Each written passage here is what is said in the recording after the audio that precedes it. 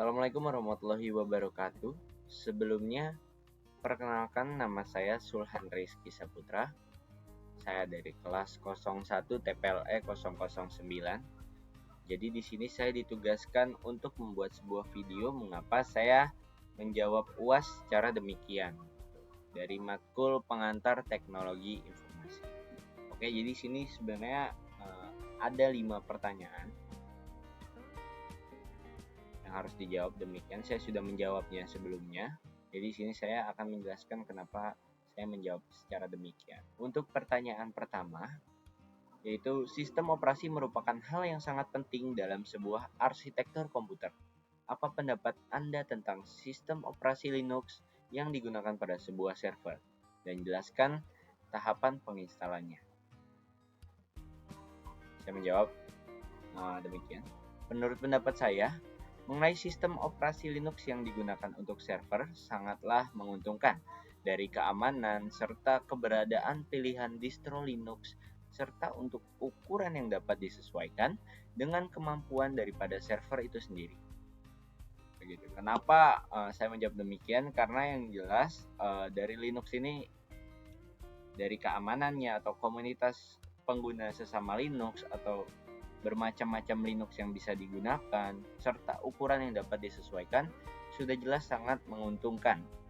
Entah itu menggunakan Linux daripada Linuxnya atau distro Linuxnya seperti contohnya yang video yang kemarin yaitu Ubuntu, karena dia sistem operasi berbasis Linux. Maka pilihannya sangat banyak, dan untuk langkah-langkahnya saya jelaskan di sini sangat sederhana, yaitu yang pertama kita harus menyiapkan yang namanya ISO-nya dulu. Lalu kedua kita bootingnya saat dari media instalasi. Lalu selanjutnya kita pilih bagian waktu, lokasi, bahasa, serta kita bisa atur keyboard di sana untuk bagaimana nyamannya sebuah user. Lalu kita akan membuat sebuah akun gitu. Kita akan memberi nama untuk hostnya. Lalu kita buat keamanannya, kita bisa membuat kata sandi untuk akun itu. Lalu selanjutnya kita tinggal menunggu proses instalasi selesai. Lalu baru bisa sebuah sistem operasi Linux itu digunakan pada server gitu. Lalu yang kedua, berbicara tentang database, bagaimana implementasi database dapat mempengaruhi skala dan kinerja suatu organisasi. Lalu saya menjawab sebagai demikian. Berbicara tentang database, pastinya kita sudah tidak asing dengan kata ini. Yaps, kita sudah pernah membahas ini pada pertemuan 9, dan jika kita ingat lagi, bagaimana implementasi database pada suatu organisasi, yaitu yang pertama adalah manajemen data. Pada bagian ini, database berfungsi sebagai pengatur dari sebuah data untuk suatu organisasi agar lebih efisien. Jadi, manajemen data ini kita bisa menaruh data secara rapih ya. Jadi tidak berantakan, semua ditaruh di database gitu. Untuk yang kedua ada keamanan data. Pada bagian ini menjaga dari data-data yang penting dari pihak yang tidak bertanggung jawab atau bisa dibilang penyalahgunaan data. Jadi di industri yang sekarang ini banyaknya maraknya yang namanya scamming ya, atau bisa dibilang hacker lah atau apa. Jadi adanya keamanan data untuk database ini itu menghindari yang namanya penyalahgunaan data. Bisa dibilang di sini ada sistem log ya. Jadi pada log ini kita bisa tahu siapa yang mengakses data tersebut, siapa yang mengubahnya. Jadi semua tercatat dengan baik. Dan mungkin jika ada hacker yang mencoba masuk pada sebuah server, mungkin akan terlihat daripada log itu sendiri. Begitu. Yang ketiga ada integrasi data. Pada bagian ini database akan mencatat semua orang yang mengakses serta mengunduh sebuah data. Jadi data tidak akan berantakan. Gitu. Untuk pertanyaan nomor 3, kita lanjut. Apa tantangan yang mungkin muncul dalam skalabilitas database saat organisasi berkembang?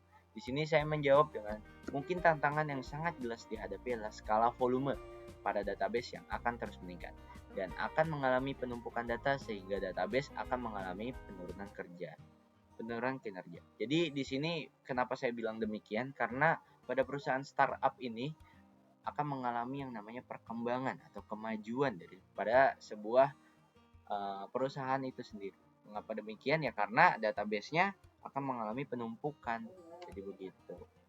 Lalu untuk pertanyaan nomor 4, Anda bekerja pada sebuah perusahaan dan memiliki sebuah server yang Anda manage. Bagaimana Anda menerapkan konsep non-repudiation pada sebuah server yang Anda miliki?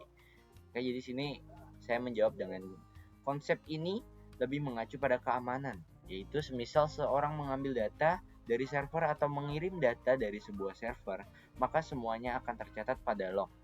Jadi, jika ada seseorang yang mencoba mengakses sebuah database, maka akan langsung tercatat pada log. Mungkin saya akan menerapkan sistem audit pada logging, maka semua bisa termanage dengan baik. Mengapa demikian? Saya menjawab, karena dengan adanya sistem audit ini, jadi kita tahu siapa aja yang mengakses, siapa aja yang mengubah atau mengirim bahkan, gitu.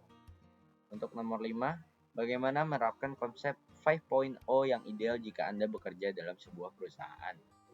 Karena sistem industri 5.0 ini mengacu pada otomatisasi, jika saya bergerak di bidang human resource pada perusahaan IT, saya akan menerapkan yang namanya pelatihan para pekerja untuk mengasah skill mereka demi manajemen otomatisasi dalam pekerjaan. Jadi karena maraknya AI, jadi agar pekerja-pekerja kita tidak tergerus oleh zaman, bahkan bisa memanage AI dengan baik, maka dari itu saya akan melaksanakan yang namanya pelatihan pekerja gitu. Oke, harusnya sudah cukup untuk video dari saya. Kurang lebihnya mohon maaf. Terima kasih. Wassalamualaikum warahmatullahi wabarakatuh.